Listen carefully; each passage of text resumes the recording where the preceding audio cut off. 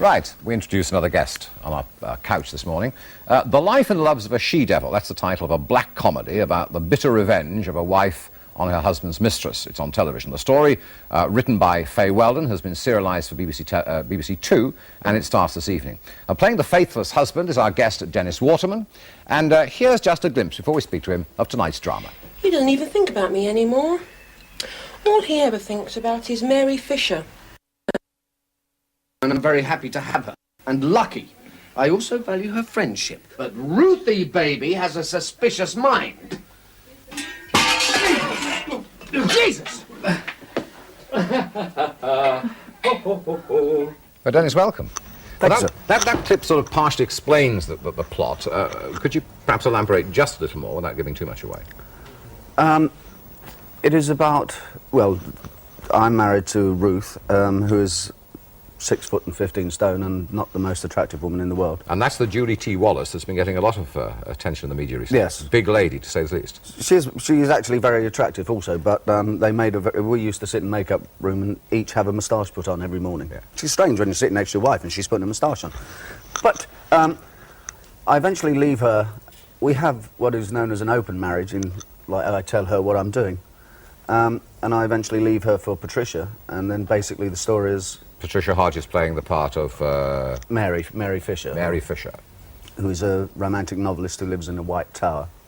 And basically from then, once I leave, it is how Ruth gets her revenge on both of us, and she certainly does. But the lady drags you off to her white tower, does she?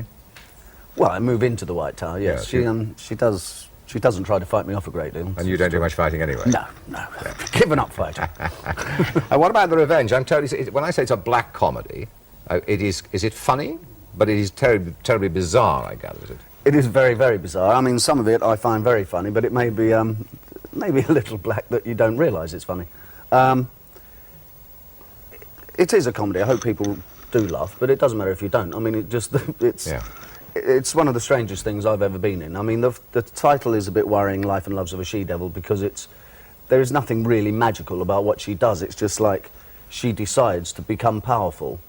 It's all from within her, but it's not really mystical as such. And you call her a she-devil when you depart? Yes, it's just one of a line of abuse. Yes. And she takes her revenge in a very strange way, or ways. In many strange ways, yes, that deal with lots of... She becomes...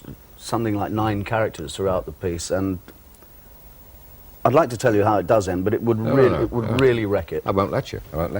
I mean, like all actors who are very well established now, you can be rather more fussy about the scripts. Now, it's a Faye Weldon, based on a Faye Weldon novel, is it not? Is it a good story? Is it well written, good to act in?